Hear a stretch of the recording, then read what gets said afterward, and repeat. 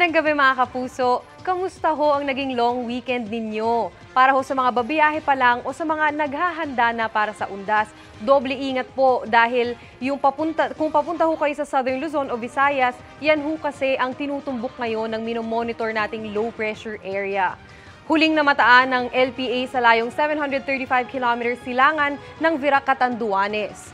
Sabi ho ng Pag-asa, mababa pa rin ang tsansa nitong maging bagyo. Pero inaasahang lalo pa itong lalapit o posible ring tumawid yan sa Southern Luzon o Eastern Visayas. Patuloy natin yung imo-monitor sa mga susunod na araw. Bukod ho sa trough o extension ng LPA, nakakaapekto rin ng shear line at ang hanging amihan sa malaking bahagi ng Luzon.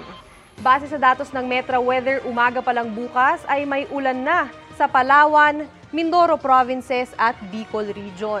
Posibleng magtuloy-tuloy ho yan hanggang hapon. May matitinding ulan po kaya maging alerto sa banta ng baha o pagguho ng lupa.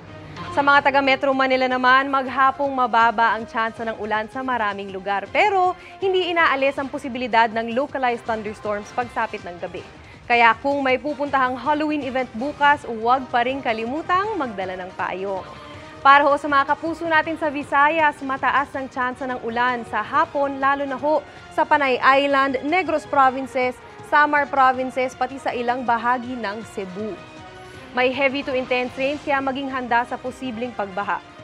Sa Mindanao naman, kumpara noong nakaraang linggo ay mababawasan na ang malawakan at matitinding ulan.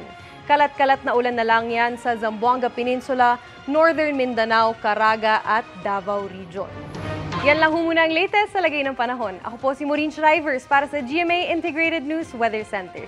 Kami ang inyong maasahan, anuman ang panahon. Mga kapuso, maging updated sa ulat panahon 24 oras. Mag-subscribe sa GMA Integrated News sa YouTube. Para sa mga kapuso naman natin abroad, bisitahin ang GMA Pinoy TV at www.gmanews.tv.